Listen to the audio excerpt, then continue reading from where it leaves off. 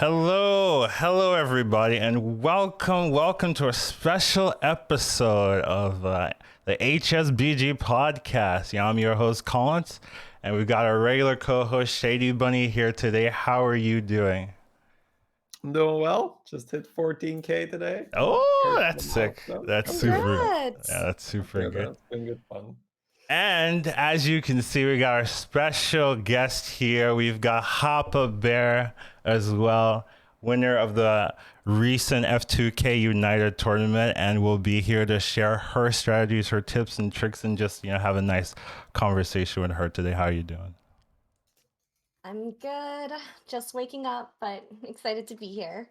Yeah, a lot of people are waking up and stuff like that. But always glad to have a lot of good people. Always really excited when you agreed to come on. I was like, this is going to be a really good show today. So we'll see. Gosh. We always start with a weekly overview of Battleground. Just you kind of spoiled it. You see, you hit 14K. That's really nice to hear. I've been playing a little bit, doing well. Just kind of trying the new patch and seeing the new heroes. It's not necessarily new heroes because it's heroes we've seen before, but they've been adjusted a little bit and just seeing how they feel. Do they feel strong? We're going to talk about those heroes and the changes a little bit later on, but just kind of been my experience testing that out. How about you, Hapa?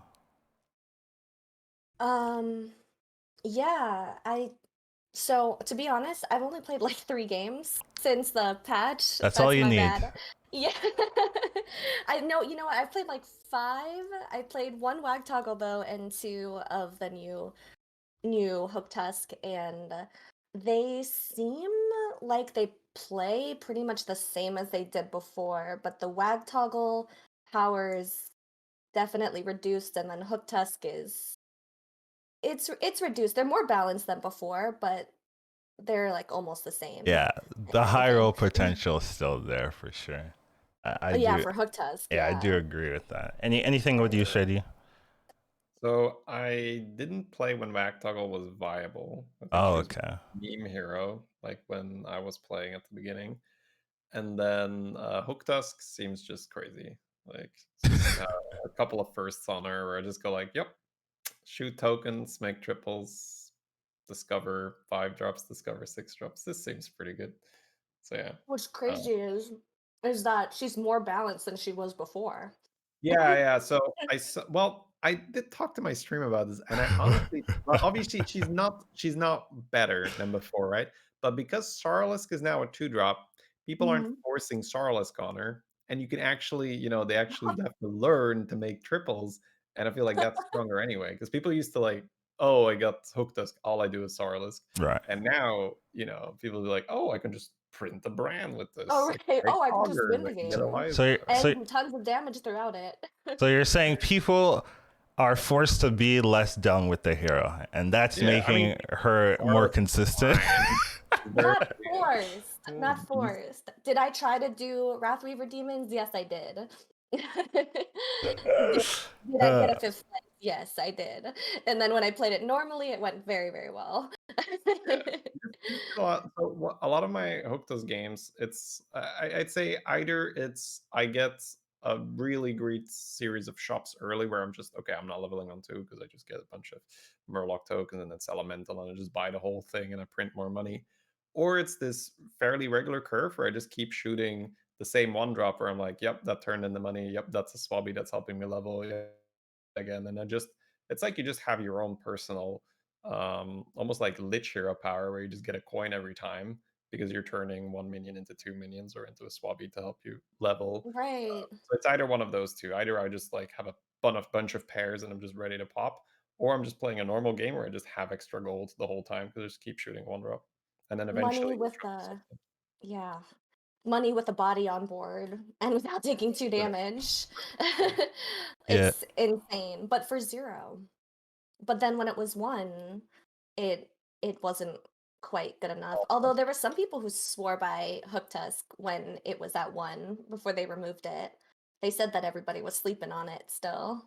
I don't think people are sleeping on it. I think they're going to be happier with it with these changes than with it before. Just because when I was at one, you couldn't get that free gold, right? You're always using a gold, right? So you miss out on that potential. And that's a really consistent way to utilize Hooktusk right now. So even though some people were still able to get those triples, still able to do some Hooktusk things when it was at one gold, it's definitely a lot easier definitely a lot more reliable, and there's not really any risk where if you're using one gold and you get like the same minion, you're like, I'm not doing anything with the hero power, I'm using a gold, I feel pretty bad. Where zero mana, I missed, doesn't matter, right? I can do it next turn, there's no drawback. So I think they're going to be happy with these changes versus the ones before, even though they were like, you guys don't know what you're doing, this hero's nuts. They're gonna be even happier, I think. But yeah, this time around it might actually feel somewhat balanced, just because you're in a situation where, you know, Janice exists, Maiev exists, Rafam exists, right? All those things. Before it was like, oh wow, Hooktusk is just, you know, head and shoulders above everything else, back when she was initially released with the triple discovery at the 0 mana hero power. Yeah.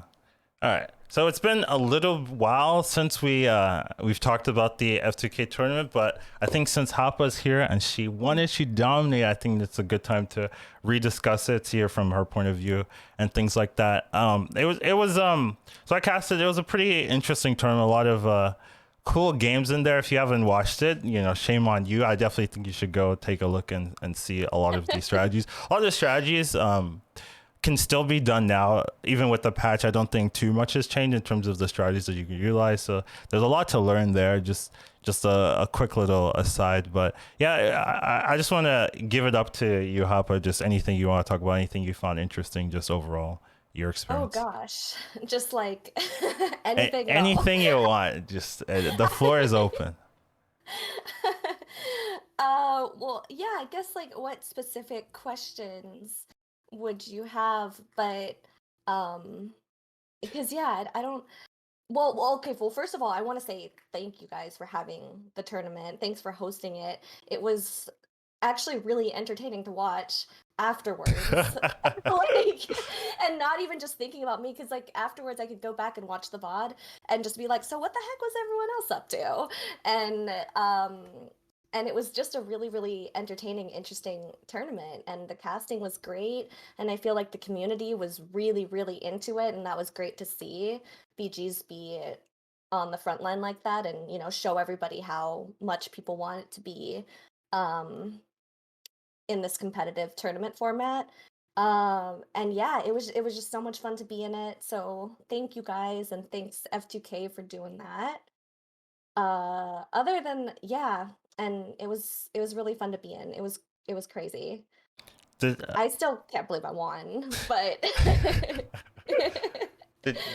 did any of the games stick out to you? You had a lot of like first place and second place games, you know, any of those like struck out? I know the juggler comp, we talked about it in the interview before, where you committed to that, but any of those other games where you weren't too sure what you were doing, or you knew exactly what you were doing at the beginning and then you just committed to that kind of strategy? Yeah, sorry, I was just looking up to see what my games Right. were on that final day, and I found something. Okay, so yeah, I was really, really taking it by the game, and just trying the whole time. I was just trying to pay as much attention as possible to everyone else. Like I was even taking notes whenever there was a little bit of downtime. I was looking at the side and I was like, okay, Shady's here. He took this much damage. I think he power leveled on this turn. You know, Simi's here.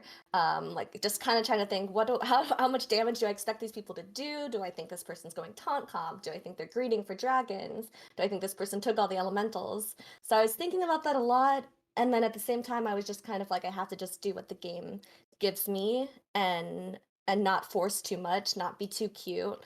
Up until turn 8 or 9, which I don't usually have the discipline to do that all the time, frankly.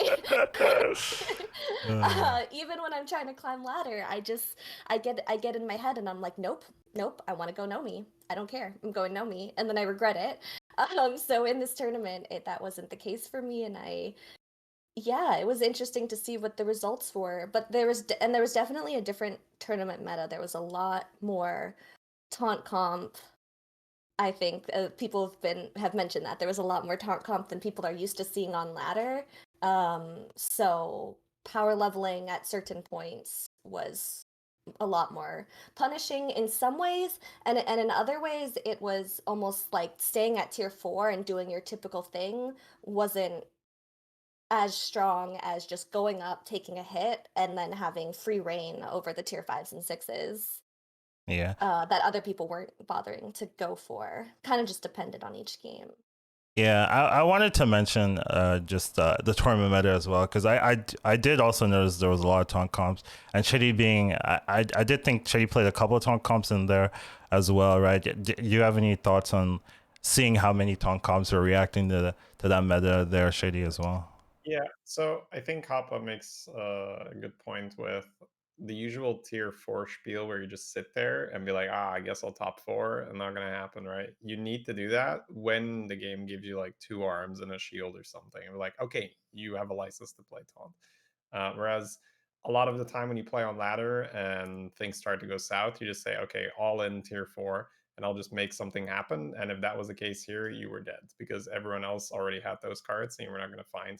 You weren't suddenly going to open a shop with 2 harbingers that hadn't been bought yet or something, right?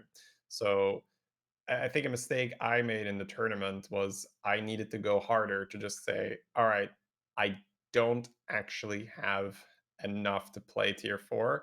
I'm just going to have to roll for this pair, and I need to hit it, and I need to just play whatever I get.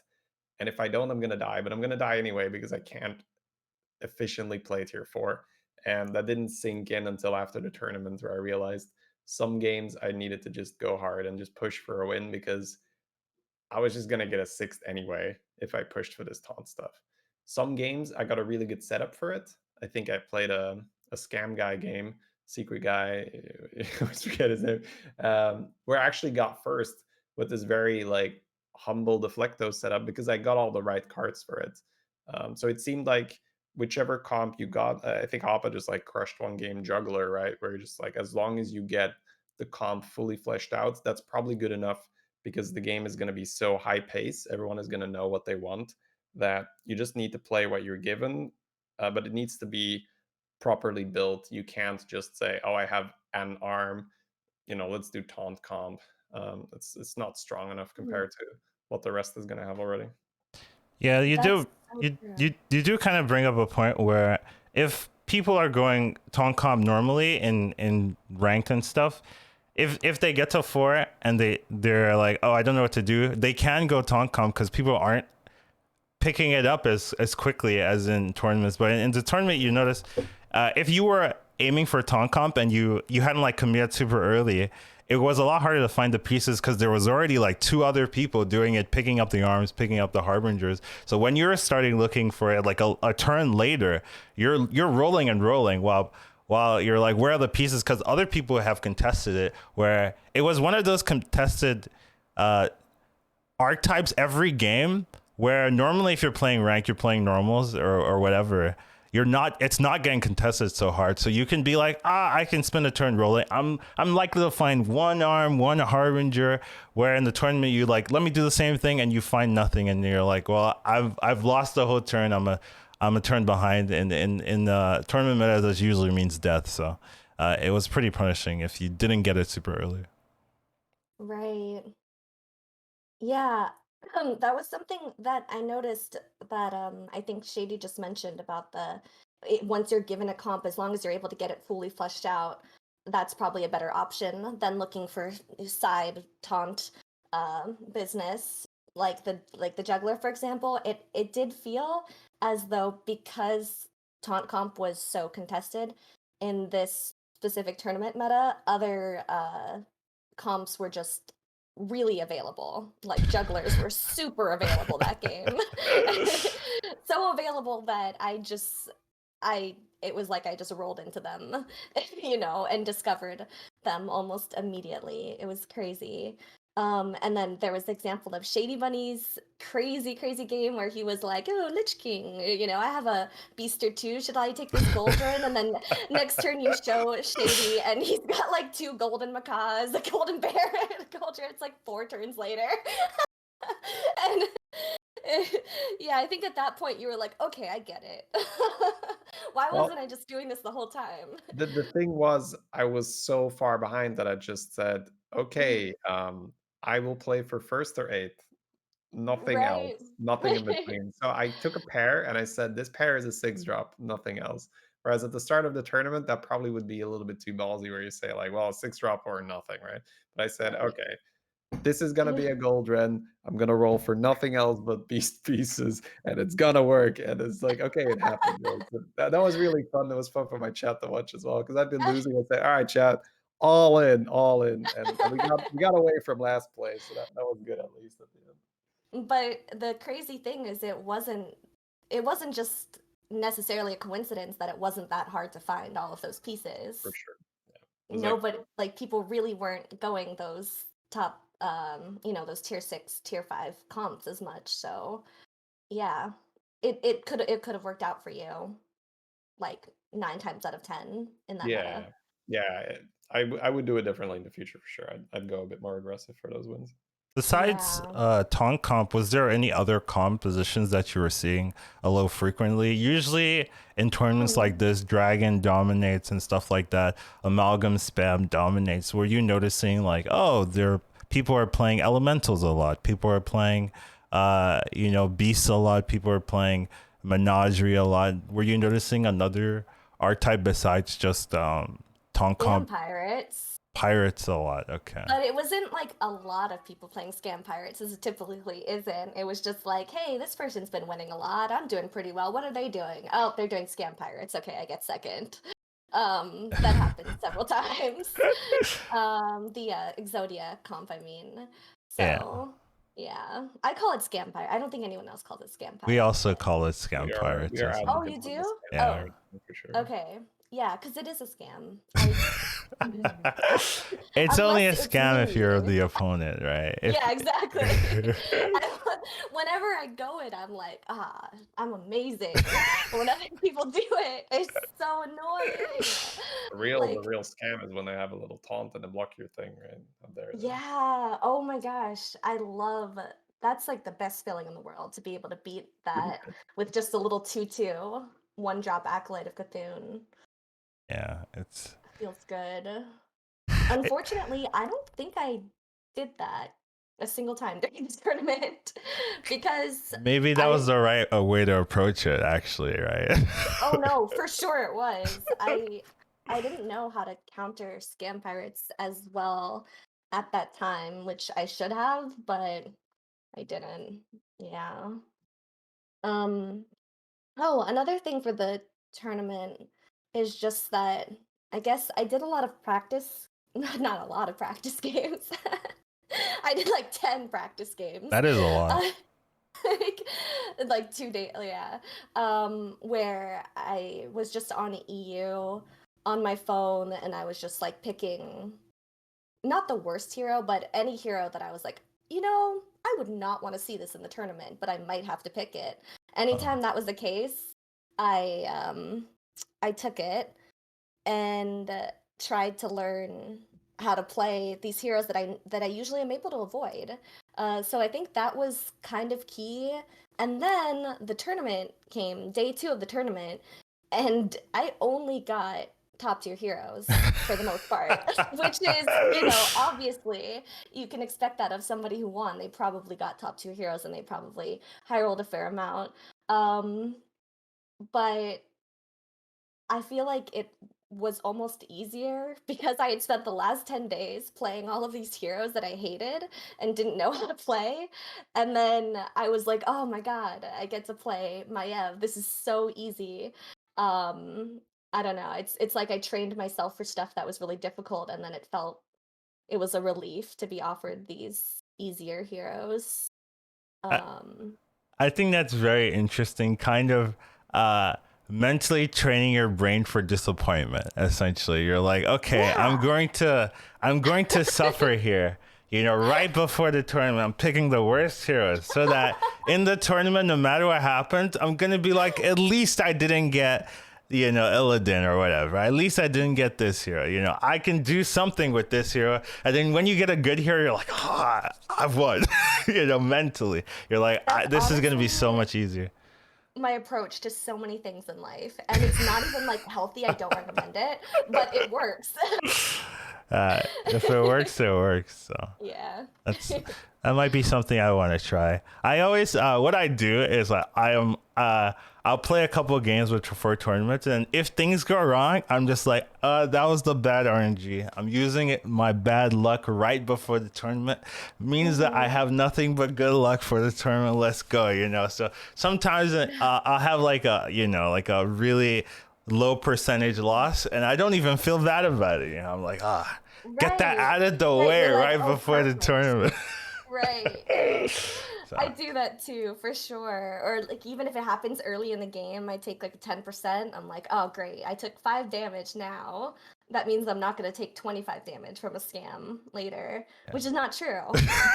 But you just have to. Sometimes you just have to lie to yourself. Throwing in the reality at the end. That's not true, you know. It doesn't change your outcome. But you know, we like to believe here, you know. Right. Give yourself that mental edge.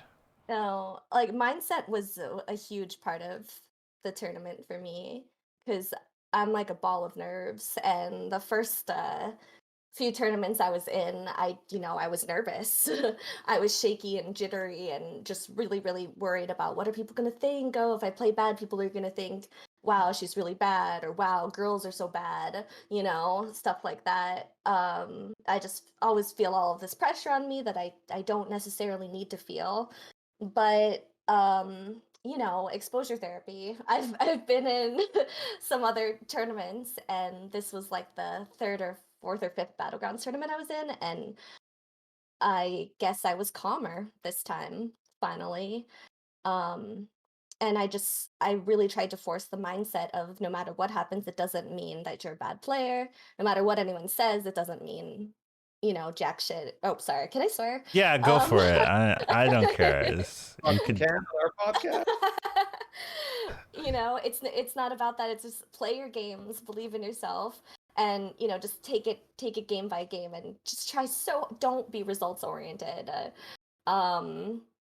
Because obviously amazing players, like it's tournament and 5 and 10 games, amazing players are gonna get 7th, 8th, you know, 6th, 4th, 8th, and it doesn't mean that they're a bad player. It doesn't even necessarily mean they did anything wrong or anything that they could have predicted at the time, I guess. So yeah, I had to kind of force myself to accept that so that I wouldn't be as nervous, and then I could focus more on just playing as well as I could each game.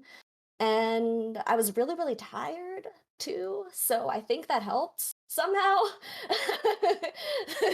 I didn't have the mental energy to focus on anything else. So it seems being tired means great things are going to happen. And you said you were tired earlier today, so you know it's a good sign.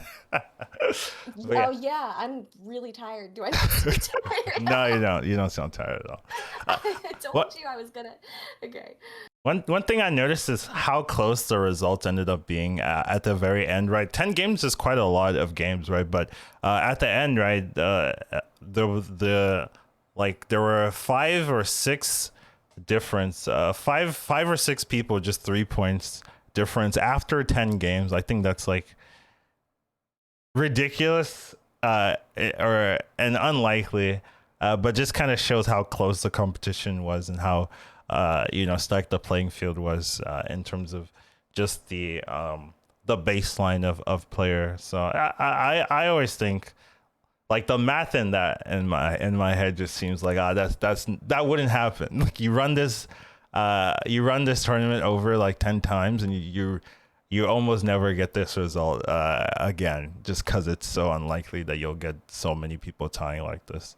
But I always find it interesting. Everyone was really good, right? Just watching as a caster perspective, right? There weren't really a lot of moment. There were a couple of moments where I was like, oh, they ran out of time, or they're they weren't looking at maybe this one card. But generally, a lot of people had their ideas in their head, right? I could always like rationalize what they were thinking, even though like I might not necessarily agree with it. I'd be like, okay, this is their approach to this game, right? Maybe they're feeling scared, or maybe they don't have to go for a top one, right? They're playing for like a top 4 game or something like that. So I always think it's fun to see other people's game plans and perspective on the Battlegrounds meta at the time, and just seeing how people react to the situations that they're given. But that's kind of the overview for it. Definitely watch the tournament if you haven't. Do you guys have any like final things you want to talk about this topic here? Just a final congrats to Hapa, just crushing it, right? Like the score Thank stream, you can you. see the Yeah, you did great as well. Obviously, so much of tried, it comes down to yeah. like, My strategy wasn't on point, right? Next time I'm going better. Right? Yeah. Yeah, Yeah. yeah. Hope And it. you can Sorry. go. Oh, I was just gonna say it was funny because when I did the juggler comp, I literally was just thinking about a Shady Buddy game that I'd watched like 2 days before. Now we've been talking Dug my about own it. grave that game. There were two times where I remember thinking, "Oh, Shady Bunny said this," and I was keeping that in mind as I did my plays, and I just thought that's so shitty for him. I mean, for those of you You who didn't watch the tournament yet, or you forgot, like there's one turn where I'm playing Millhouse, I go to 5, I get 2 triples, I get 2 Elias, I'm like, oh yeah, I got this game. And then I play Hapa, who like just got this like bonkers juggler board. That very turn, I take 20 damage and I'm out. And I'm just like, I was going to win. Yeah, that was brutal. Right. And you 2 days before were like, people are sleeping on jugglers, People should remember, keep that in mind more. You were your own downfall. But Yeah. Quite unfortunate, but it's the name of the game sometimes, right? You try your best, and sometimes people snipe you with your own composition. It's kind of how it goes sometimes. But yeah, just congratulations once again, and congratulations to all the people that participated and competed in that tournament. Next new thing, we've got a new patch, changes, new stuff. Woo, I love new stuff. I actually like old stuff. I like fixing old stuff more than I like new stuff personally, but a lot of people like new stuff. So, I should be excited for the people that like new stuff, but generally fix the old stuff for me. But hey, new stuff. We've got patch 20.2. Sitting here like, why are tokens still dealing damage to me, man? What the hell is this? That's me every patch, dude. When are they gonna fix this shit? Yeah. But with 20.2, we've got 2 readjusted heroes coming back into the meta, and we've got about 8 or so, 7 or 8 minion changes as well. We're going to be talking about the heroes and some of the minion changes in the hero minion discussion later, but just want to see what are your guys like overall reactions to this patch and things like that. I think it's a patch where they needed to put something out. And it's the exact same game. Like nothing changed really. Yeah, my Macaw deals a little more damage. Yeah, my Elemental might not get sniped. It's the same game. So it's a patch to just have a patch, pretty much, in my opinion. I feel like the game doesn't really change. Like other than introducing Hooktusk, of course. But the minion changes or whatever, really. yeah, that's been kind of my impression so far, and what I thought too when I saw the changes. That being said, it's like I like the changes. I think that they do make the cards more balanced. Um like in a vacuum, I guess. But the problem is that some of the minions and some of the heroes are still just so overpowered, and that's what they didn't fix. That +2/+2 on Rag on a comp that still just like doesn't quite uh catch up fast enough isn't gonna make the difference. the +2/+2 and the +3 attack at this point, but with other aspects of the game more balanced, it could be good. And it's like I don't think these changes are bad. I think that they're good, and yet they don't really make a difference right now, but they could if Other they make things more are changes fixed. in a Okay. couple weeks. And if they just continue to make more frequent tweaks like this, I think it would be a positive thing. It's just a little bit underwhelming considering this is it for the last few months. Okay, so overall, just condensing, it seems like okay, this is a patch. We like that there are patches. We like the changes. However, it doesn't do enough to change the game. Is the impression that I'm getting? Yeah, good changes, but you're adding heroes that we've already played. We kind of know how they play already. Doesn't really change the game. I do think heroes change the game quite a bit, right? Just because you'll see those heroes, but and then the minion changes, yeah, they're nice, but they also don't change the game too much, and there are also more influential problems or influential cards that are adjusting the meta more than the changes that are being presented in this patch, right? Since it's been a couple of months since you've had any big changes, any big patches, we're hoping, right? They were announced a new minion type coming in the game, right? We're all waiting for that, and this patch is okay, but we're still waiting for those big changes. This is kind of like a inner between before the big patches, and it's been a while. They're just kind of hoping to see a little bit more. I can agree with that sentiment there. Just if you're gonna fix stuff, right, fix everything. Well, not fix everything, but target the more influential problems first or so, and then give us new stuff, so that we can. Sometimes new stuff fixes old problems just because the new stuff becomes the problem. And the old stuff is like Right. it's a different meta.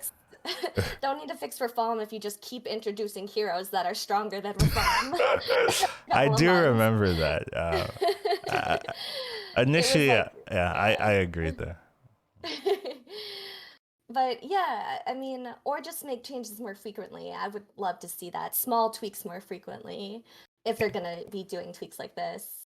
Yeah. Weekly, like bi-weekly changes of this magnitude would be nice, right? It's when you're going months without any real significant change. That one hurts, because a lot of times when you're a streamer, right, you kind of discover the broken things really quickly, right? So it'll be like day 2, day 3, and you're like, this is broken. and then in the back of your head, you're like, well, I'm gonna have to deal with this for a month, maybe a month and a half. Ooh, right. I'm so happy. As soon as it happens, you're like, this is my life now. Yeah. This is every day I'm gonna have to deal with this. Because I chose to stream this game, this mode. Yes. Sometimes you're watching the constructed changes, you'll see, oh, this is broken, right? And then like 2 weeks or a week later, you'll see they have changes already, right? And you're like, well, Battlegrounds has a bigger problem with this introduction, but you're waiting like a month and a half really before you get a tweak, if any, right? Sometimes I'll see a patch and I'm like, okay, so this is the one hero I want balanced. And I read the patch, and then like every hero besides this one hero, I'm like, really? They didn't touch this one. It can be confusing sometimes, but I do think the patch itself is a good patch. A lot of good changes. It's just like it doesn't really change the game too much, but we shall see, right? Sometimes we have the wrong impression of things, and after maybe a week, 2 weeks, you actually see, oh, this is actually a little bit better than we initially thought, right? People are always up in arms initially when things don't go their way, so we'll just have to see. But that's generally our reaction with this patch so far. But yeah, I would say so, and I do think that sometimes, despite our best efforts, we can't always accurately predict how these kinds of things are going to change the meta. Like, I could be wrong. Elementals could be. just be so much more viable now because of this small change. I was wrong about taunt comp, and before the last patch, I mean, people had started to catch on to taunt comp, and it was actually turned out to be a lot more viable than people initially thought it was. But it took like 2 to 3 weeks, maybe even a month before I started seeing a lot of that. And then Colin, it's like, oh wait, this sorry, is finish. good. Continue, please. No, what? Go ahead. Collins and I were looking at the announced arm change, and it said, "Yeah, that shit's busted." So I'm Yeah, gonna we saw it play immediately. I was already playing ARM, the shitty ARM, right? The one that didn't give the permanent buff. I was already playing that in some of my comps, or at least as Right. a transition piece, Yeah. right? Because that and an Acolyte of Cthulhu was 5 damage 2 times. That's actually pretty good. So then Right. the moment they announced it was permanent, it's like this is gonna be so busted. It's like, for sure. Yeah. Yeah, no, I mean, when I saw that, I was like, for sure, but at that point, people were already discovering it was good. Um, and but I don't. Maybe you guys found out immediately. I didn't find out Oh, immediately you're that talking it was. about on comp when like before the arm change and the Yeah, change. taunt comp before the arm change. Taunt Well, comp before all that stuff. People were catching on to it and doing it. I yeah, had looked at it and said, this seems like it could be okay. And then I was playing and nobody was really playing it. I tried it out and it was really weak. And I was like, okay, never mind. This taunt comp stuff is a debate. And then it started to catch on before the arm changes. Um, it started to look like a lot more viable than I had initially thought. Yeah, it did feel like it's just Blizzard introduced taunt minions, and then people weren't playing their taunt minions. So it was like, play taunt minions here. Arms champion stronger now. Play taunt minions. Like, I think before you could do champion, sure, right? If you got it early. Arm was just a little weird because the whole taunt comp thing you do on tier 4 now with Arm is just like these giant attack divine shields, and that just wasn't in before. So I think that really gave it the push to just make it so much more consistent. You're kind of like a George with poison Murlocs at that point. Yeah, I yeah, don't know what the heck they were doing, but there were people who were doing really well with it. Um, I think but it was only third or fourth most of the time, right. whereas Like now it maybe can some hook you more all the way. harbinger kind of stuff, maybe where they were just going high tempo. I don't know, maybe, yeah. Sure. Cool. All right. Well, we for the minions we talk about today, I wanted to kind of discuss part of the patch notes. So I was initially gonna do all of the minions in the patch changes, but I was like, yeah, I'm not doing that. So decided to bundle the elementals together and just kind of talk about the elemental buffs and reverts. So a lot of these changes actually are very familiar changes. They're kind of the initial approach to the minions. Not Wildfire, but Little Rag and Gar had these similar stat lines initially. I don't know if Little Rag was at 8-8 initially. That one I'm not 100% sure, or it was a 6-6 initially.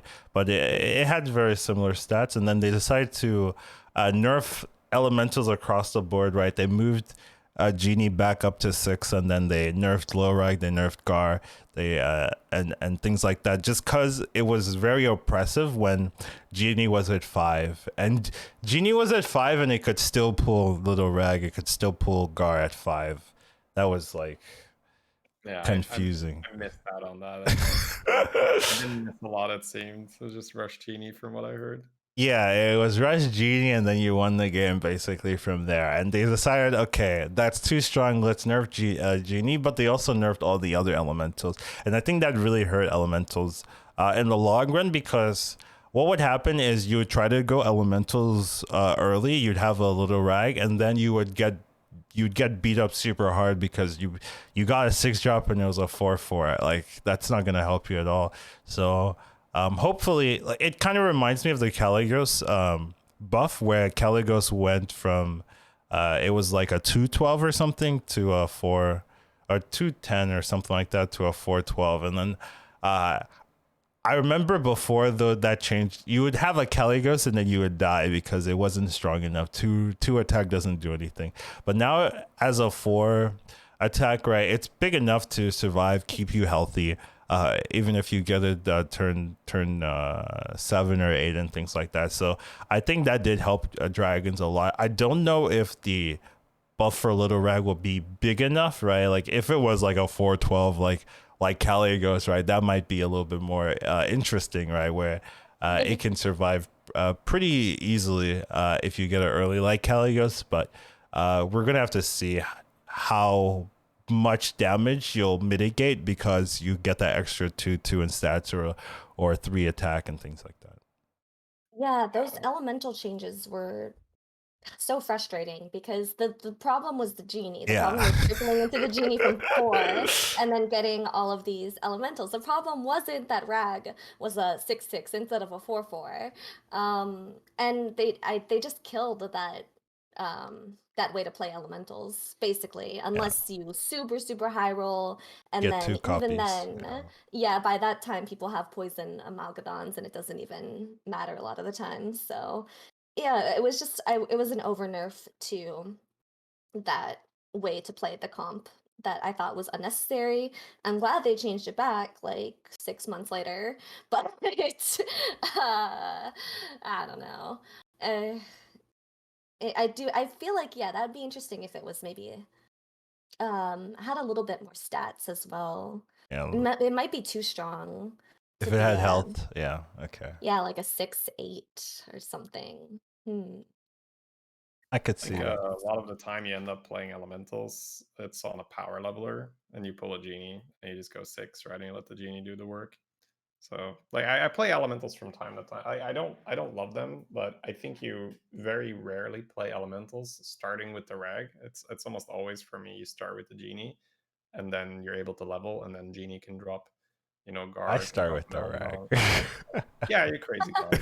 Well, now that it's a 6/6, and ironically, I have taken it one time where it was like Kangor, Zap, and Rag. And sometimes I'll be like, yeah, I'm not taking a 4/4, I'll just take the Zap. But now I was like, yeah, it's a 6/6. Okay, if I find one, I have a little bit of direction, and actually I ended up played out okay that game. But yeah, Yeah. for the most part, you start with the genie for me. Fair enough. Yeah. Any thoughts on the wildfire element? We've kind of just been ignoring him, right? He's like, I got Yeah, buff too. What about me? I gotta help. nothing crazy. Like the thing, it used to die to let's say an imp Everything. token that had 3 damage, and now I it used to might. die to everything, Yeah. and now it Yeah, dies to everything. That's true. suppose, I suppose it's less likely to get sniped now. By Ever a so slightly, right? Where there's like some residual cleave damage, or there's a juggler that pings it, and now it has 1 health left, things like that. But yeah, Mhm. I don't think it's game breaking, but I think it's fair because the card was not great. Yeah. Yeah, I think so too. Fair, and if maybe a little bit too modest. Uh, like maybe they could have made it a 7/5 or an 8/4, maybe. Kind of like the Herald change, right? The Herald going to a 6/6, right? Kind of similar, right? You want a similar stat line, maybe like a 7/5, 7/6 kind of thing. I could definitely see that. I do think it's better now as a 7/4. I think a 7/5 would be like respectable. Like I would like just pick it up randomly, just as a filler unit.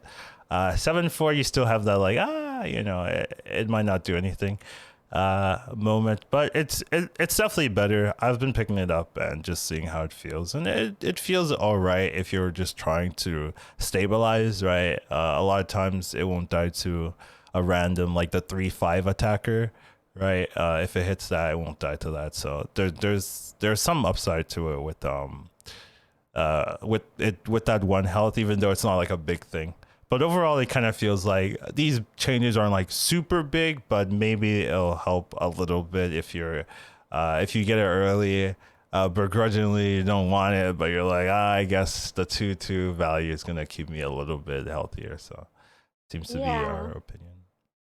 yeah. I think they're fair changes, but not what the meta needed.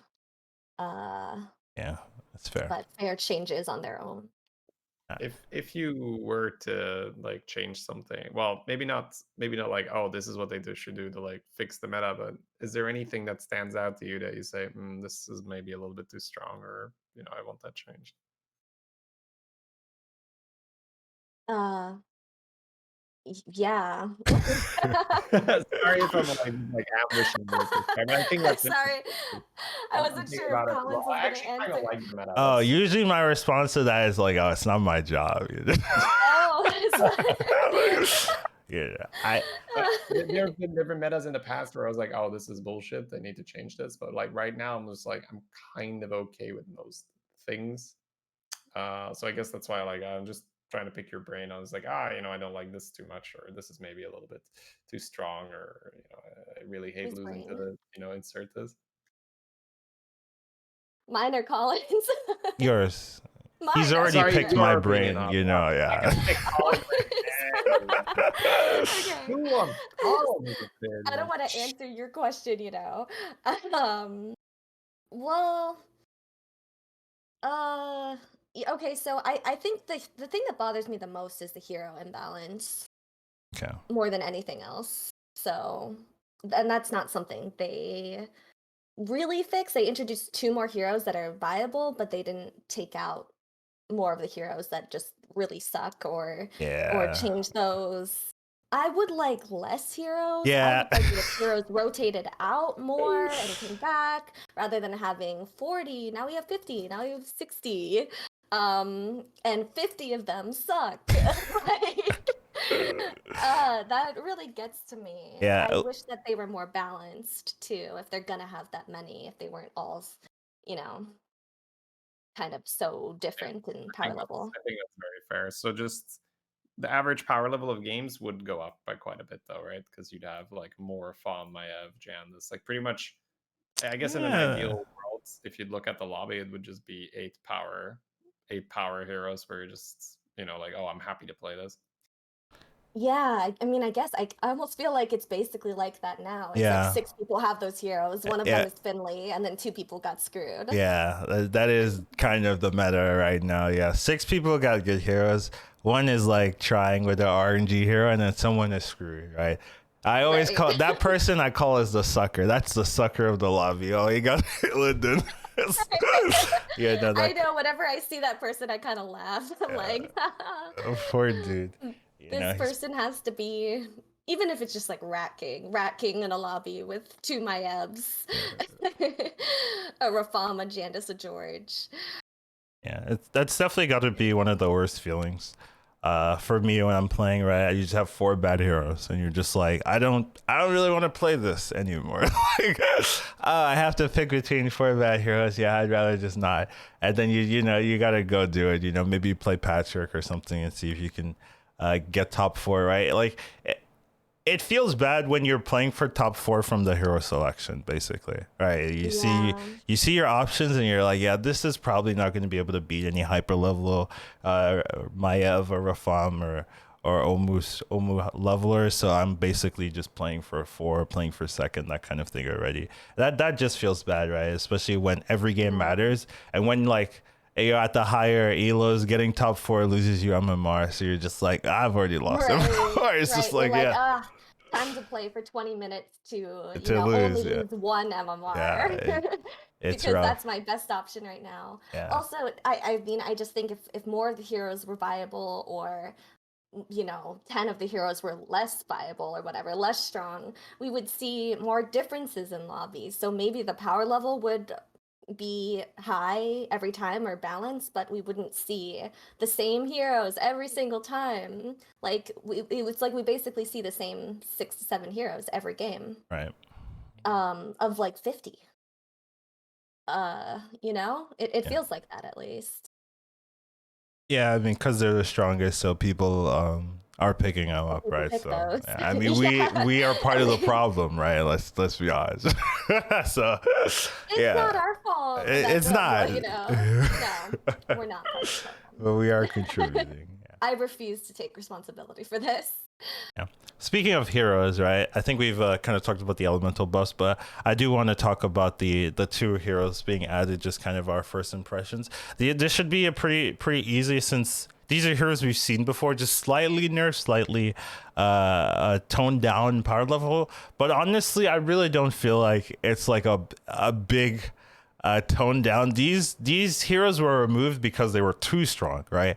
And they've been added back, but it's not, they didn't remove the essence of the hero. They still had to basically what they did before. They're just slightly, instead of dealing 20, you're dealing 14 or something. It's and with Hooktusk, really you could still high roll just the same as before the nerf. So even though the chance of high rolling is less, the high roll potential is there. So you can still end up having a triple on turn 3 and just like having like a board of 4 minions, a ton of gold, and or immediate scaling with Hooktusk. So I do think they've added 2 power heroes, 2 heroes that people are going to be happy to play, happy to see, and you're going to have to worry, especially, right? It's going to feel even worse if you get a Shutterwalk and you're just like, yeah, okay, I got to deal with everyone, and now I also have to deal with Wagtoggle and Hooktusk as well.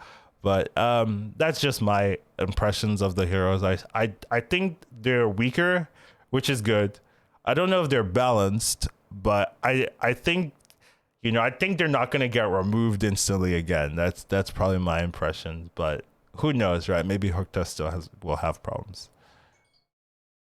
You think they're not going to get removed again?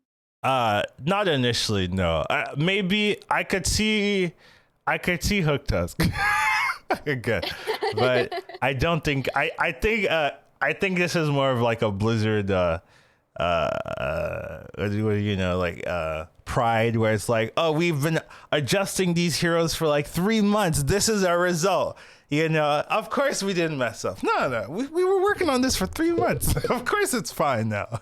Of course it's balanced, we're not removing this. Yeah. But we'll see. I didn't play when was strong, by the way, so she doesn't seem very strong to me, and almost every Wagtoggle I see in my lobby, he just gets wrecked, right? So what was the deal with her before, and why was she removed? Like, what was her hero power? What did she was like? It was +2/+1. That was also the difference, but you were able to just reform curve it and just have a really tanky, really powerful board, and then you switch out your pieces for Divine Shield for cleaves and stuff like that, and you just hero power level to 5, and then you just add Light Fangs into your comp, and then you just have you just do nothing, you hero power roll, do nothing, and then you just have 25 attack cleaves, and you're just there. The +2 attack, I think it didn't make as big of a difference early on, because the attack points didn't matter then. But then when you get to those higher levels and you're pressing +2/+1 on cleaves and divine shields, that's when it was able to catch up faster. So now it's not as good for sure, but it was too broken before. Its average win rate was crazy on HS Replay. It was like, I don't know, I guess, did 3 it point win, something. or was it more? Yeah, it was like 3.2. It was like, the low side. Yeah, I think it's more balanced now. Okay. I think, is it good? I haven't played Wagtoggle, so I'm just saying. I played it once, but I was sort of trolling, so I kind of was just like casually playing, forgot how to play it. I did the reform curve, and then I was like, I'm gonna stay at 3, and that was dumb.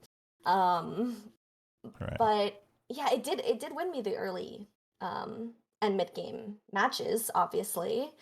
So I think, yeah, you can still use that to propel you forward to 4 or 5, maybe not 5 as soon, right? Because of the attack difference. But then you're playing the game like the same as Cthulhu, the same as Rakanisha. It's just like, all right, give me shield, give me shield, give me shield, give me shield. Yeah. And if strong, shield and cleave, triple into Bran or Light Fang, maybe. Sure, yeah. I mean, those are like the high roll scenarios, I guess. But, yeah. And Cthulhu, even though it doesn't necessarily win, it still has a really good average placement. So that might be saying something about Wagtoggle for the future, right? Just doing the same strategy, you might not win, but you might have a good average. I'm just looking at her win for now, and she seems to be like middle of tier 2, according to just replay, like slightly above middle tier 2. But it's early, of course. Yeah, it's early. People need to learn how to play, and But Hooktusk shot up straight second in the win rate. So, and Yeah, I think not that surprised. reflects on, but people already know, at least the high. I'm looking at the 12K plus filter, so Right. that's the. It makes sense. Like probably when we remove the filter, let me have a look just for funsies. Let's put it at top 50% instead. Hooktusk is down to like 5th or 6th or so immediately. Yeah, cool. Yeah, but I mean, 12K is where you have those, like, the people that know how to utilize the hero power. So it's I have Jandas, yeah. Hooktusk. These are all heroes that just get better the more you play because they're so tricky. You have so many options, but once you get to utilize all those options, those heroes just get very strong. Yeah. So it seems like Hooktusk is the one we've all like identified as maybe being, a problem child still, even with the changes. But I don't know if it's gonna need an adjustment again. I haven't played her yet, so maybe after I play her, I'll be like, oh, well, I still just feels just as bad, just as strong. But that's kind of my impression. Do you think that if you were offered Sir Finley, you would still take Wagtoggle, or you would Or switch to Finley. Finley? Yeah. And then I guess same for Hooktusk, but I think I know the answer to that one.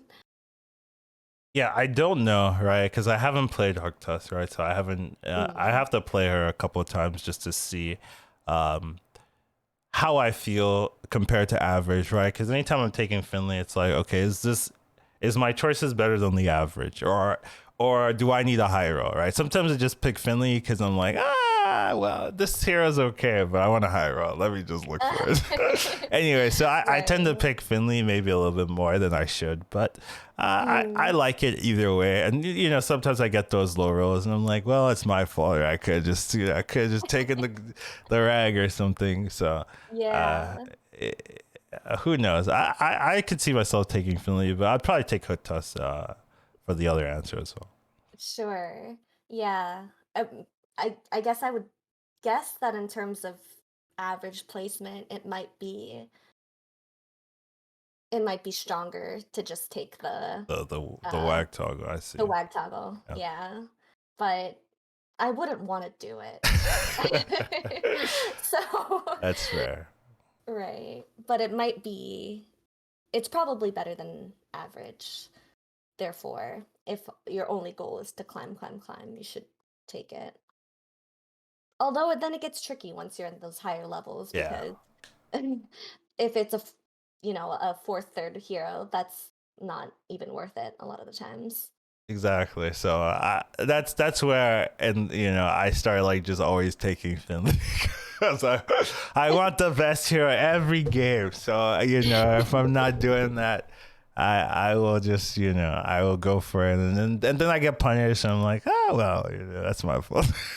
But yeah. What about you, It Shady? does. Yeah, go ahead.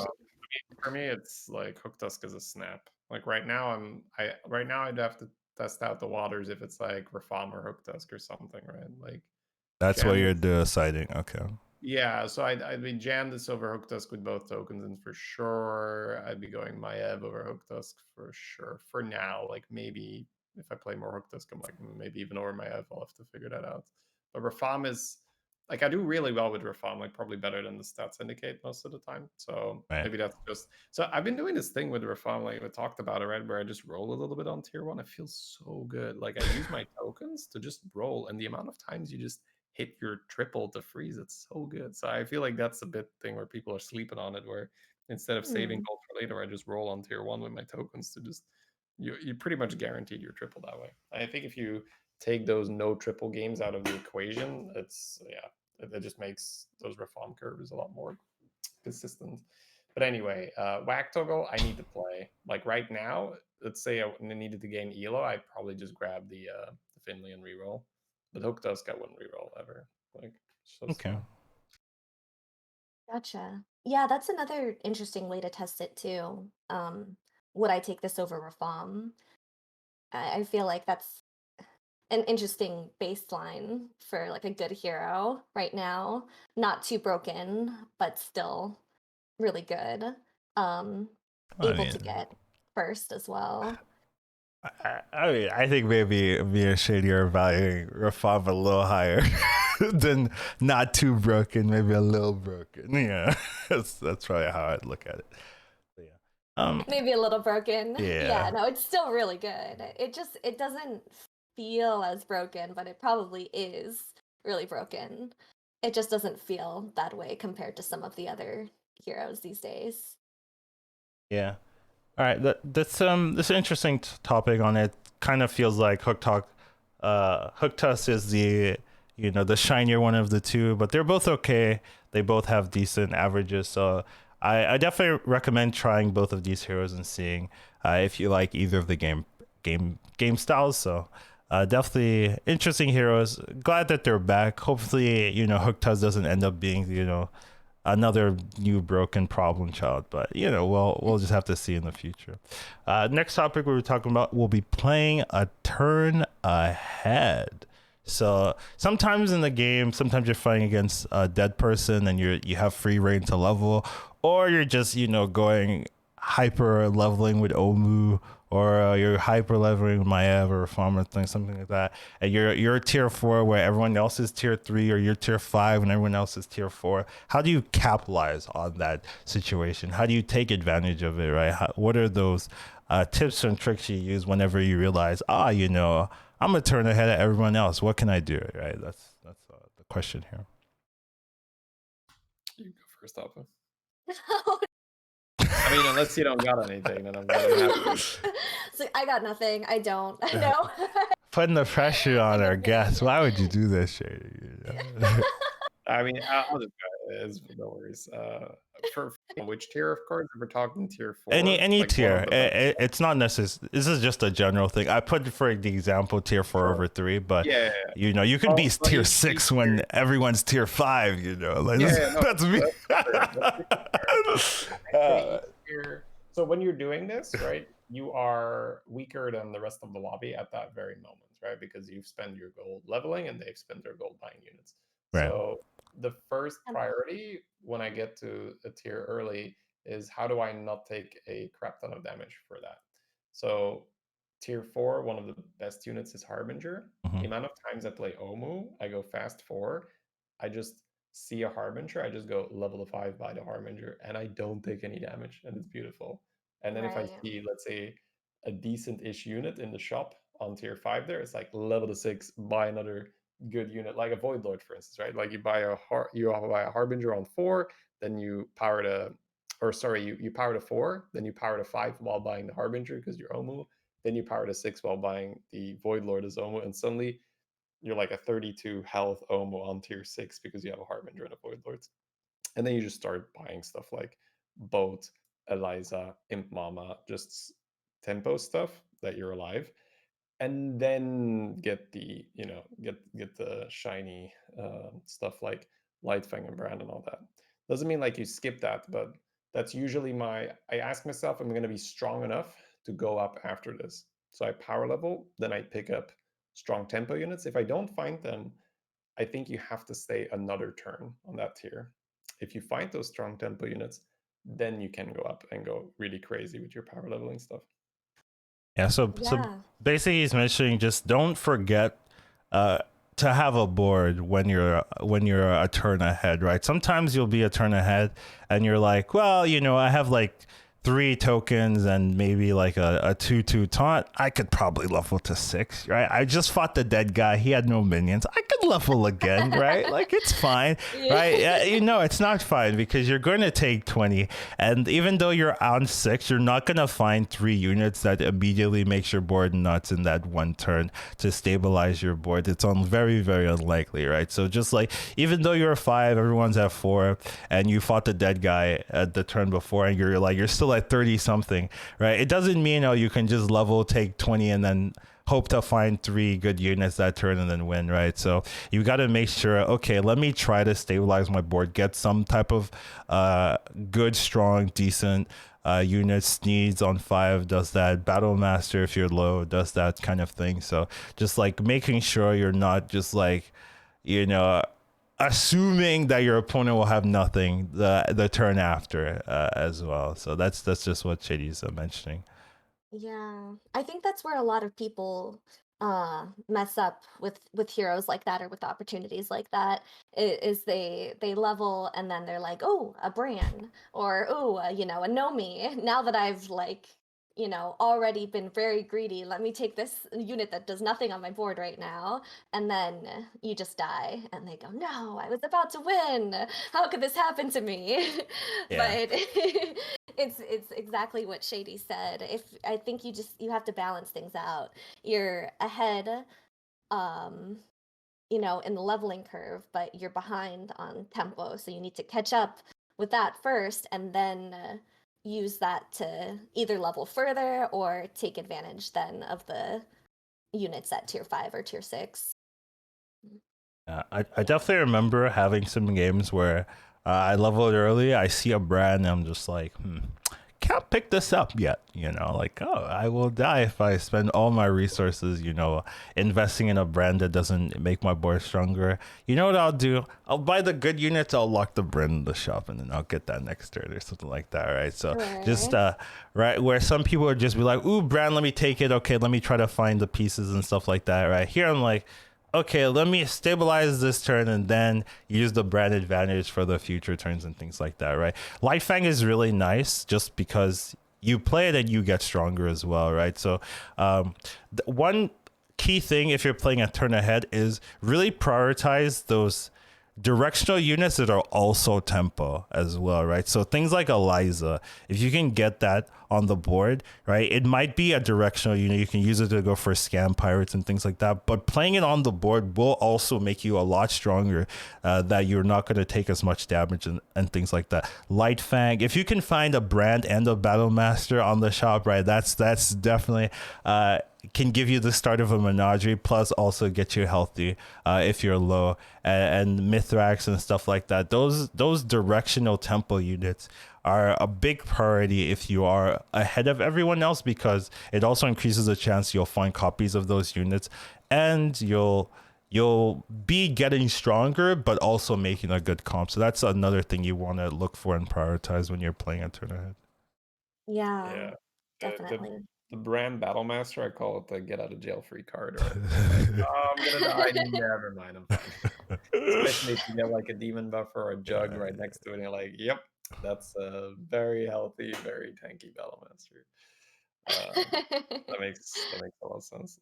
I guess another unit when you're going for a fast 6-drop, let's say you're powering to 5 and then you cash in your triple. Imp Mama is one that Yeah. she just does so much work when the opponents don't have high enough damage to one-shotter or even two-shotter, right? And she can just randomly run into those 2/2 taunts. She can run into a 1/1 that spawns from something. Like there's so many boards where I'd be fine, but then my opponent has an Imp Mama and I end up taking 18 or something, and I'm just like, this is so dumb. But then the Mama spawns a Morganis or whatnot. Yeah, I've been doing that a lot myself now, where I go for a fast 6 and I'm just super happy to see Mama because I know I'm going to be strong, and after that I just I can be greedy, right? I can get the Lightfang, I can get the brand, or I can even just, you know, buy a couple units and go to 6 straight after. I'm not happy to see Mama. It's like, I guess I'll take you, right? But I'm like, dude, where's my Cali Gus? Right? You take the Cali, you get smacked, and it's like, oh, I need enough. I mean, obviously, well, there's you see, situations where you have a board full of dragons. Yeah, exactly. That's me. Right? Well, how did you get yourself in that situation? Yeah, right. Like, you're a That's dragon. the real question. Dragon master, right? The thing is, like, most people when they see a Cali, that they don't realize that if you don't have dragons on your board, a lot of the time you just don't pick the Cali. Like it depends on your health level, right? Let's say you got 35 HP and there's dragons in the shop at the battle cry, sure, knock yourself out. But a lot of the time it's just skip the Cali, take the coiler, take the Mama, be strong, and then afterwards get some direction. Because there's a lot of time where you just die when you end up taking Caligos. Yeah, and to be fair, it was viable and even sometimes good to take the Cali not that long ago, even with one dragon on board, or even sometimes 0 dragons. If it was early enough, you could get away with that. Like 2-3 months ago, I would say. And yeah, People things got have better. changed. Yeah, People people got better. they start Taunt comp punishing you. became a thing as Yeah, well. yeah, tone comp. Stronger mid-game expected from people punishes it too much. But even just spell meta, was Callie still good enough spell meta? It had fallen It off a was little because you bit. could get 2 Caligoses Right, with but on the yeah. way. Yeah, so Especially if you were elites, you'd be like level house, double Cali. All yeah, right, let's go. yeah, it was so stupid. So it definitely Right. was. I would say even stronger in the spell meta just because you had the like 2 Cali just like it's hard to lose. Like you have to try. Sometimes to lose to people when you just are getting like Cali goes Mirazon. Okay, I've got like a full board of dragons now. They're just like easy scaling, right? It's hard to counter that. You just run into the double Eliza straight after, right? Like, oh, okay, I guess I died. Well, yeah, okay. I guess that's like the one answer too. Like, that would happen so often, right? Turn 8, double Eliza, and you just like, oh, I guess I die because this is one of the 2 people in this lobby that pulled double Eliza, or one of Yeah. the Yeah. just Oh, that that just felt feels like it was so common. bad. Gosh. Yeah, those were just non-game. I mean, sure you have non-games now too, right? But it was very clear in the spell meta. It was like, oh, Right. it's just been turn 8. The price came around. I didn't get anything crazy. This person has 2 Elizas. I'm going to take 25 damage or more. It's just silly. Yeah, it was pretty volatile in that meta for sure. But Yeah. Man. Crazy times. I do think it was an interesting meta. Like I wouldn't be sad if they reintroduced some version of it. Maybe not like as swingy as it was before, where it's like, oh, do you get this? No, you lose, right? But I do think it added some decision making that wasn't there before. So I think it was an interesting event, at least when looking back. If its spells were more balanced, once Yeah, again, yeah. it's just, why do you have to have a spell that's like so clearly very like amazing, and then you have like +2 health or something to your minions, or +2? Like, why not? If you're gonna have the other ones, why not make it like +4/+4 to a minion?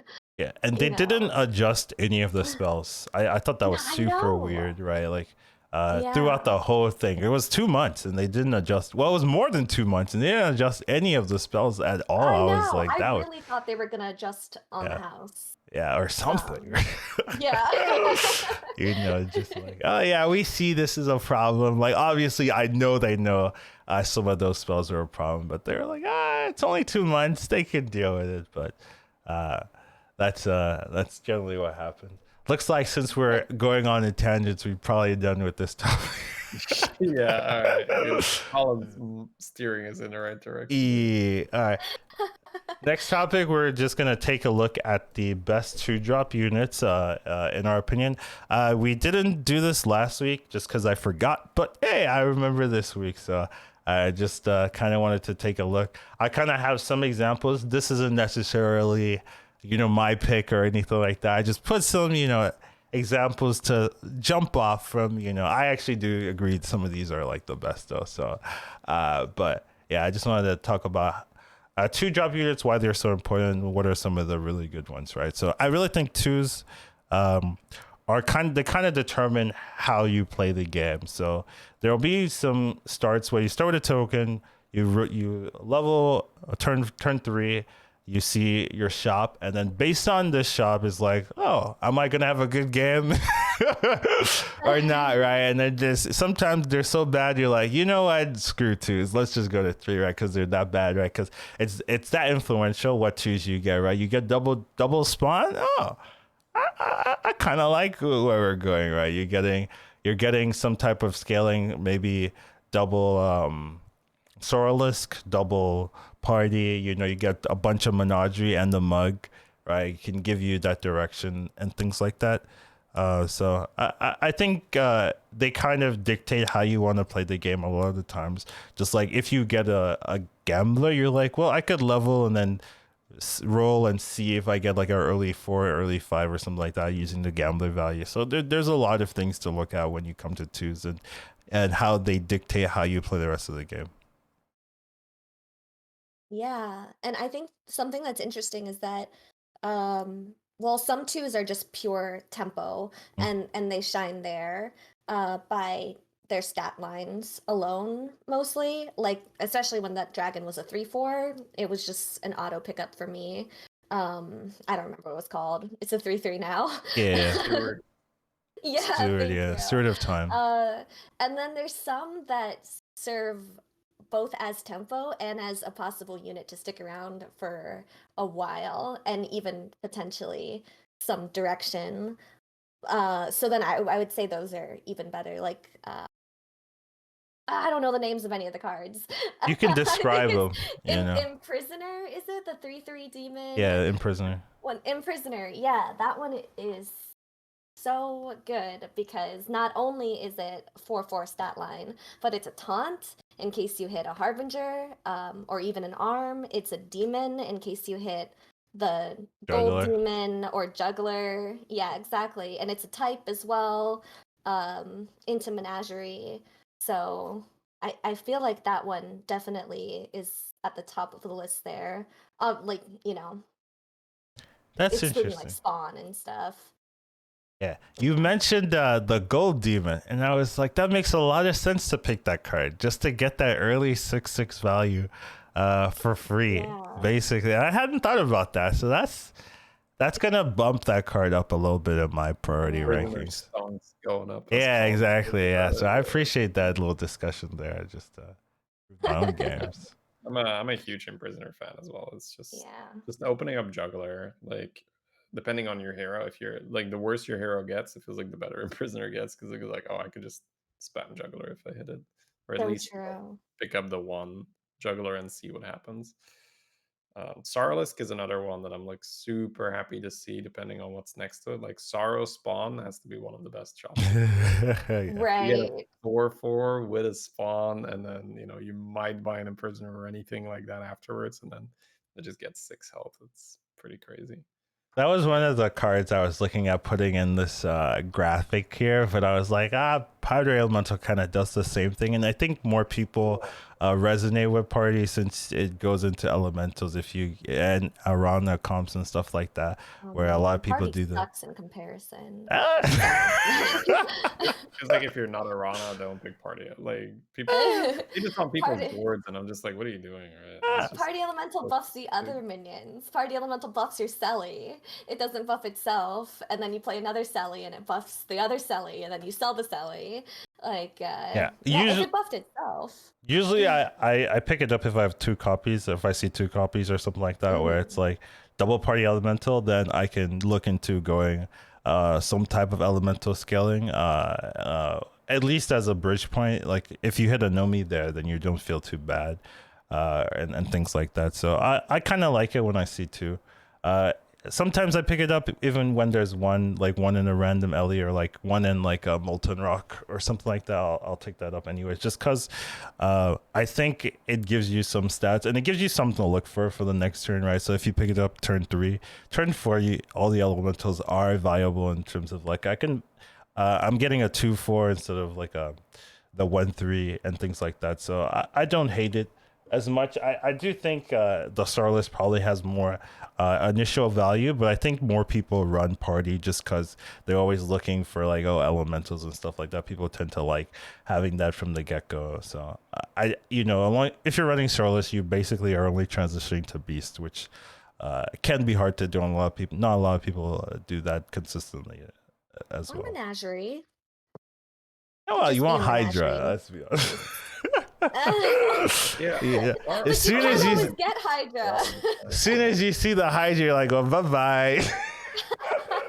So I see what you're saying. This thing is like 16 health or something already. Right? Yeah, that's true. It caught some random jug buffs, and then it ate some death rattle buffs, and a lot of the time I'm just like, I'll just keep it. It's fine, and I'll just.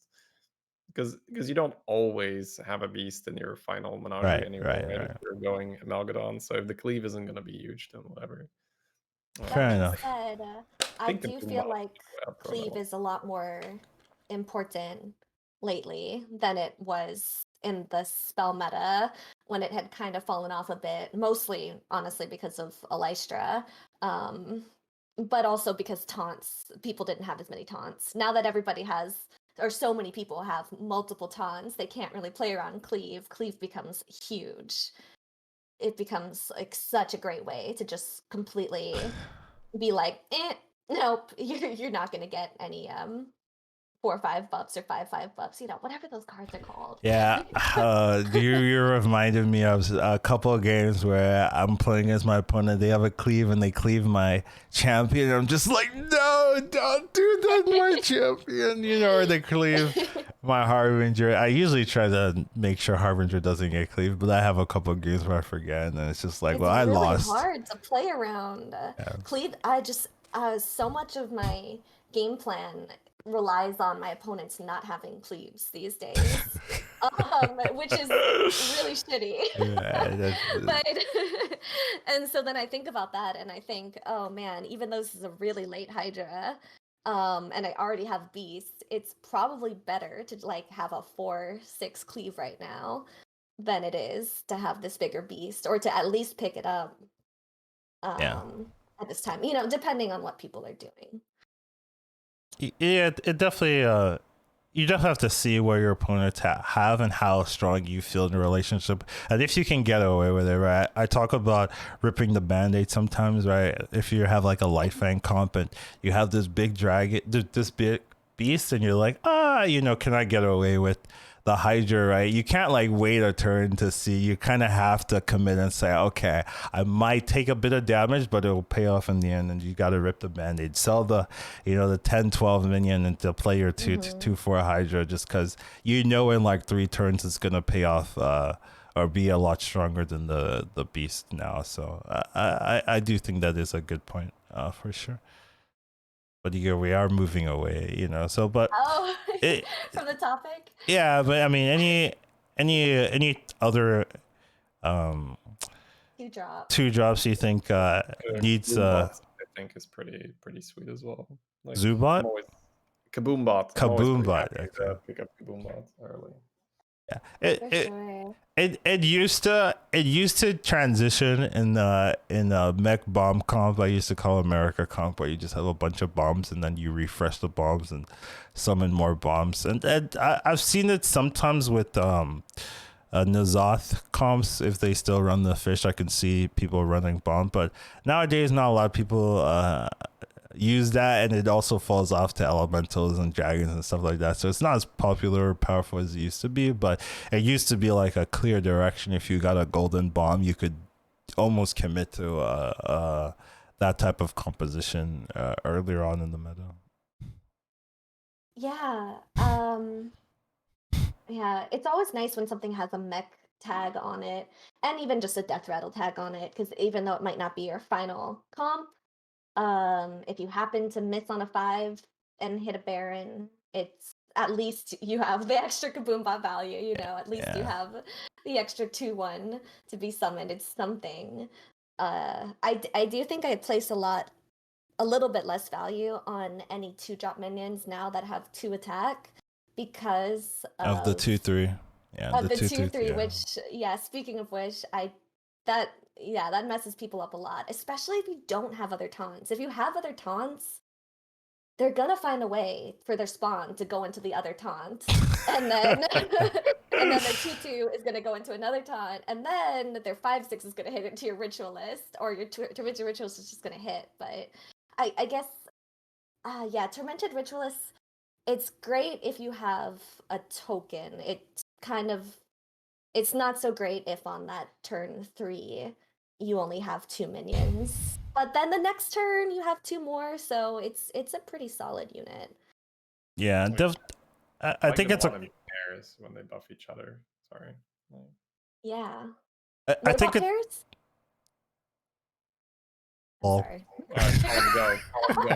I think it's a card that transitioned the meta a little bit, just because once people started playing with it and playing around there, right, you see a lot of people putting 3 attacks first nowadays, and sometimes you'll see, I'll put a spawn and then I'll try to see if they have a 2/3. If they don't have a 2/3, maybe I can get away with running this ordering, Whereas some people are always thinking, okay, I have this, but if they have the 2/3, this is really bad. So let me try to play around it this way and things like that. So I do think it's a card that has subtly changed the meta, especially in the early to mid game where people are aware that they need to play around this card more and more. Yeah, that makes sense. At the same time, I almost feel that at the time that Tormented Ritualist is relevant, people aren't at the point where they can afford to play around it as much. And they're Well, kind of just given what they're given, and they're not about to put a 3 attack before a spawn just on the off chance that you have a Ritualist and they have 4 minions. yeah, so, I- you would yeah. think, but sometimes in my games I have that. I'm just like, oh, okay. How do they know my boy? I never Maybe imagined. they're stream sniping who you. knows? Right? You would think, yeah, but people play around it more because they're not taking the 2 attacks as much. And if Yeah. they don't have a spawn, they're definitely being mindful of not putting their 2 Yeah. attacks first. Which why would you do that anyways? I don't know, but yeah. Yeah, no one's sometimes doing you that put anymore. selfless early or something like that. So that might be the one adjustment. Mm, yeah. And speaking of spells of selfless, wait, you had something to say at the end though, right? No? Oh, okay. You let me go. I assumed that meant you had something to say. Oh, right. I said I like the Ritualist more when they come into a pair, because sometimes you'll have this chain reaction where something hits one Ritualist and then it bops the other Ritualist out of range of their next attack. Oh, right. Yeah. Right. The other Ritualist that are just going like, stop hitting them in that order. It's so bad. Yep. So, It's two just of them are devastating. pretty, yeah. The early it can really just farm. Mm-hmm. Yeah. Yeah. But yeah, we haven't really talked about selfless. I think selfless is one of those interesting 2-drop units that doesn't get value as much early, but starts to really pay off in the late game where it might, sometimes it's the only card you're looking for. And that's really interesting as a 2-drop, right? Which has so much value later on in the game. It's one of those few cards that really has an interesting spiking window where in the early game it's okay, in the mid game it's like you're probably looking for more direction, more stable cards. You need things to buff, right? Like buffing 2/2s not the way, so it maybe not, you're not looking at it, but in the late game end game you're like, oh my god, this is the only thing I want. So I think that's really interesting as a 2-drop, just and it used to be a 1-drop. Can you imagine, right? Like, oh my god. So funny card. Imagine. A lot of my jam this games where I hit the nuts, say, and I get Brand the Gurgle on 8 gold, right? From if you're doing the token curve and you're holding for 5 drops, that's pretty much, once you're stable, I just start buying Baron and Selfless because it's such a easy formula where you say, okay, I have Bran, I have 5 Murlocs I'm buffing, then I have a buff slot.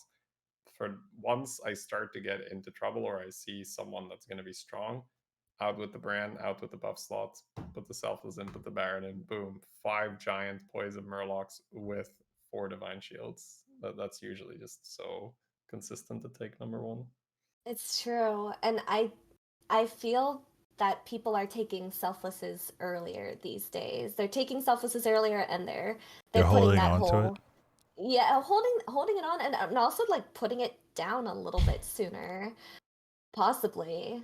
Like it's I mean, if because he gets to that point and one might think he's not gonna have it yet, and then there Shady is with a Baron and a selfless on the little sooner side. I don't know, I guess it seems like it's key. It's so key in almost every comp at this point to have the Divine Shields. Unless you're So George. Who cares about selfless? I love it on George. no, actually, wait, no, For you the need it. seconds, right? You literally, if you want to get the win. Yeah, you let them ghoul you, and then the Yeah. Selfless goes back in. You're like, haha, sucker.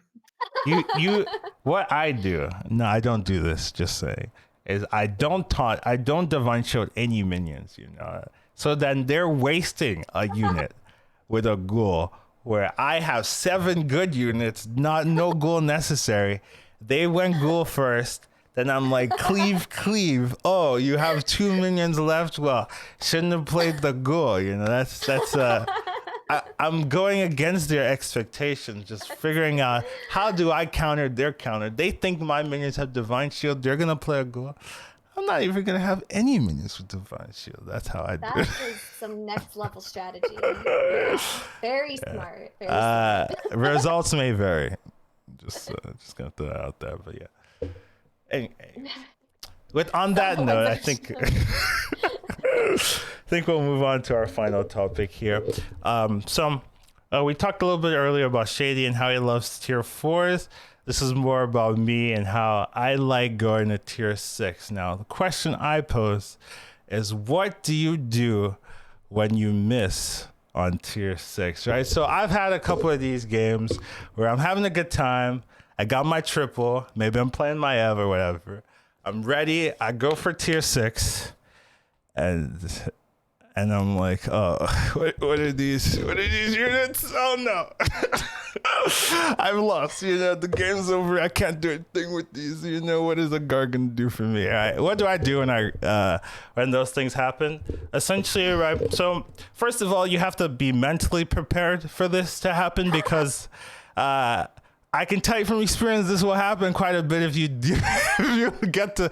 get 6 drops frequently. So just be aware, right, that you might go to 6, or you might get a 6 drop and not see what you want, right?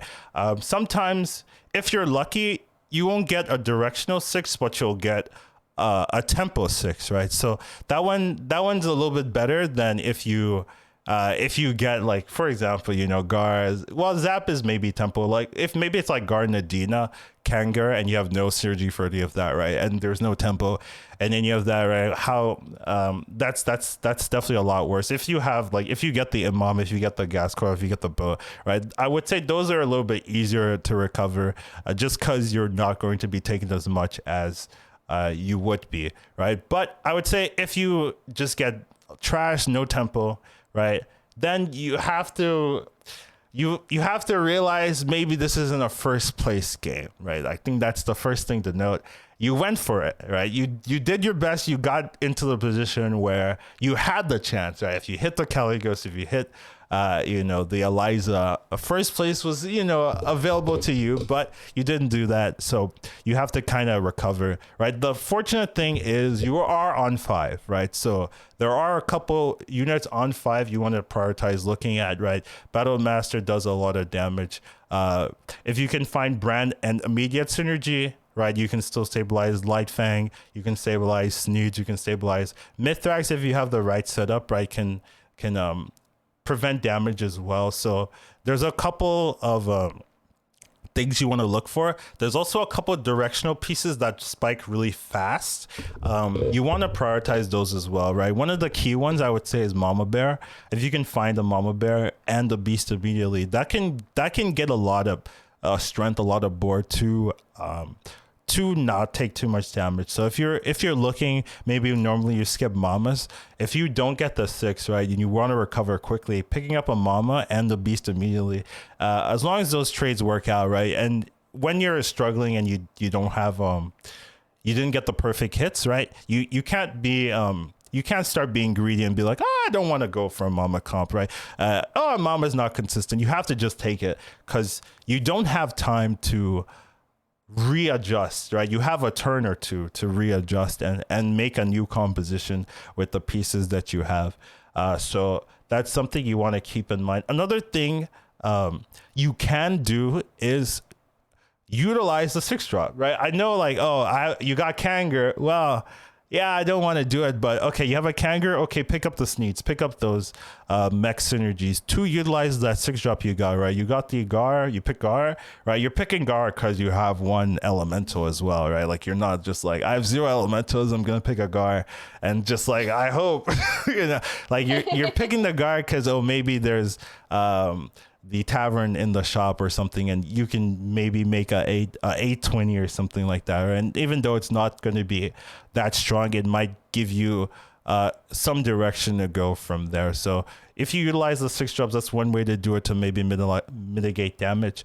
Looking for 5s, and then just like making sure you're not still playing the win, right? Making sure you're playing for the best possible board that turn, so that you can at least get over to the next step where maybe someone else dies, and then you could utilize that 5 Tavern Tier 5 advantage to maybe stabilize from there with a full turn, 2 turns of freedom. So that's definitely something I want to look at. One thing you can do, sometimes I won't get I will miss on my first 6, but then I'll have another pair. just like, oh yeah, maybe and I'll look and I'll roll and see if I can restabilize on that second 6, right? So sometimes, I'll hit like a genie or something, and then I'm like, oh, I'll try to get another triple. Then I'll hit a rag, and I'm like, okay, we're back in business, So that one's a little bit more. That's even more high rolly, right? Because if you don't get the triple, then you're insta 8. But it's one of those ways to go from like top 4 to like top 8. You missed, and then go right back to top 1. But it's not I wouldn't like say I recommend to do it every time, but it's definitely something you want to look at if you have like easy Tavern 1, Tavern 2 pairs still in your hand or still on your board that you want to maybe look at, and if you can see the spike, if you get the right 6 drop, right? Maybe you'll hit a Nadina and you have like 1 dragon, and you're like, I can still see if I hit the Caligos afterwards, right? I've had a couple games like that where I had like Nadina and like the 3/6 Divine Shields. That was what I was using to stabilize, and then I got the Caligos like a turn or 2 turns later. I think it was like 2 turns later, and I was still able to win the game from there just because it made the comp work, right? Once you hit the Caligos, then you scale normally. It just the start took longer than initially, but the power spike was still there, right? Since you still need Nadina when you're playing Caligos and things like that. So that's another thing you can do. But it's generally you just have to identify maybe this isn't going to be as smooth of a game, and be okay with going for the lower power, the more 1 turn spikes, the Sneeds, the Battle Masters and things like that, just so that you can stabilize. Instead of like forcing, I have 5 dragons, didn't hit the Dina Caligos, like, what do I do here? Yeah, you're gonna have to sell your dragons. You're gonna have to get out of it. Maybe there's a gold rune in the shop, right? And then the gold rune as your thing, you pick that up, right? And then switch to beast, right? Instead of like trying to force tripling the dragons again and trying to force that Caligos Nadina. You see the gold rune, you take the gold rune, you try to switch into a beast comp, because that's gonna be overall more consistent than getting that triple or trying to force that triple and things like that. So that's just kind of my thoughts on what to do when you don't get the 6. But feel free to give me other suggestions that I can use. Yeah, and I think that's part of why it can be really good to try to have a flexible board. Like, basically, it's nice to always give yourself a menagerie out, or just the out of not having all dragons, is having 1 beast makes it so much more likely that you'll be able to recover if you hit a Goldrin instead of a Cali. But imagine how good it is if you do hit the Cali. Imagine how strong it is. It can be like a good tempo beast, better than some like crappy dragon. And honestly, if you hit the Cali with the 4 dragons anyways, you're probably gonna win that way. So that's one way of looking at it. But yeah, giving yourself those outs by not locking yourself into a type of comp too soon, which you should never do anyways. Unless it's just like handed to you and that's your only choice, is a good way to be able to recover once you get to that point. If you have an egg already and then you hit that Kangors, so much better. And then so I think that's important. Other than that, I feel like you pretty much said it all. And sometimes, I don't know if you said this, sometimes you just have to sell the 6 drop. I can't believe you're Sometimes saying you just have to sell it. You don't use it, you don't transition it to it, you don't utilize it at all, you just sell it. I just keep it in my hand then. Just like you're right. I've definitely had those games where I'm just like, I'm selling this for the 5 in the shop or something. Right. Yeah. Like that turn you might have like 2 gold left over and you look at your board and you're like, yep, this is the worst unit, this 6 drop. Though it's pretty rare, but yeah.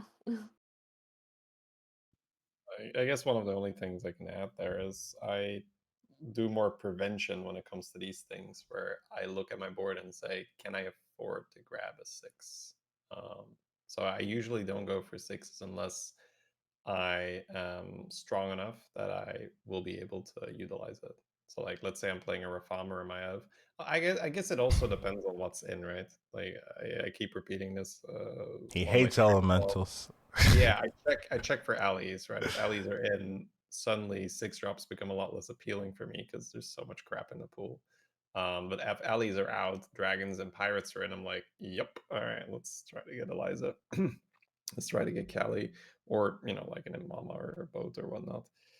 So that would be the only other thing you can do, where you look at your board and you say, okay, am I dead here if I miss? Because sometimes you're like 30 plus health and you just had a good start. Like you had micro mummies and acolytes, and you're just like, yeah, sure, I'm healthy, I'm fine. But sometimes it's just, okay, well, I've because you have that point, what is it, 8 gold, where you level to 4, and then you're sitting, right? If you're trying to go for the 6, because then the turn after that you're on 9 gold. That's when you level to 5 and you grab your 6. So if on 8 gold you're already down to, say, 25 health, you see who you're fighting against, you're probably going to lose, let's say, another minimum 8 health or so. At that point, that 6-drop almost has to be a tempo unit, or you're already dead. So usually it's about just looking at the situation and say, okay, am I going to be able to use the 6-drop? Am I going to have the health? And a lot of that is trial and error and just experience, where you just go like, yep, I died, I pulled a 6. Like I keep a little bit of a journal for my games, and a lot of games at some point were like, pulled a 6 and died, pulled a 6 and died, pulled a 6 and died. So I'm just like, yeah, I should probably do less of this. Maybe you gotta pull better 6s. You gotta set them better. Yeah. Well, one of the best suggestions in chat was just hit the 6 you want, right? So, yeah. Yeah, that's the only thing I could add, is the prevention, where see if you can manage a miss, right? I think it's funny, the approaches are me and Shady's approach, right? Shady's like, all right, think about what to do before you go and get a 6, right? Think, do you really want to get the 6? Are you in a good position? Just make sure you're doing it in the right way. While I'm like, okay, so you got the 6 and you don't like it. Now what do you do? It's just a different way of looking at it. I think that's before. Yeah, what? Ignore the fact. You're already on crisis management. Yeah, you already got the 6 that you don't like. What do you do? I just find that funny. But yeah, that is funny. Yeah, I know, and then it's weird because sometimes it used to be the case that going for a 6 might be the stronger call at a certain point, because you can hit the tempo unit, and that was a better call than going for a 5 and missing. Right. But these days, staying at 4 is so much more valuable, that you can go for the 5, miss, but then the point is that you're still at tier 4, and that's good enough these days. So keep that in mind, even if you don't really want anything at 5. Yeah, we definitely talked about that last week. That was where Shady was. No. I mean, I just want to mention that was the Shady topic, where Shady is like, you can go to 4 and it's perfectly fine staying at 4 and going Ton or going Mech or going whatever and just surviving there. But I just wanted to add the my side of the story. What to do if you're already? Don't even talk about that. We already have the 6. Now what? Exactly. I do want to stress as well, like, where if you are healthy enough, like, I do think that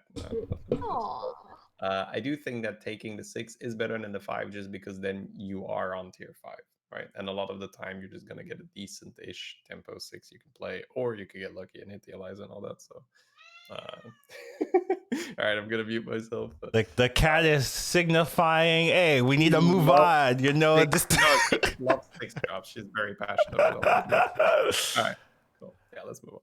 But yeah, that will be our final topic of the day. Just I want to kind of thank everyone. I think this was interesting for me, just in general, just having a guest here. It's always great having Hapa in general, always a pleasure. But I just want to thank you guys for watching. Thank you guys for listening. Thank you guys for participating. I want to thank Shady for being here. Just, always consistent, even though, you gotta get on time. Right. He was a little bit late today. But, I mean, so was I, but. And I want to thank Hapa here as well for joining us and offering your insights, your thoughts, your knowledge, and just being a all-around pleasure to co-host with. So thank you. Thank you so much for having me. This was really fun.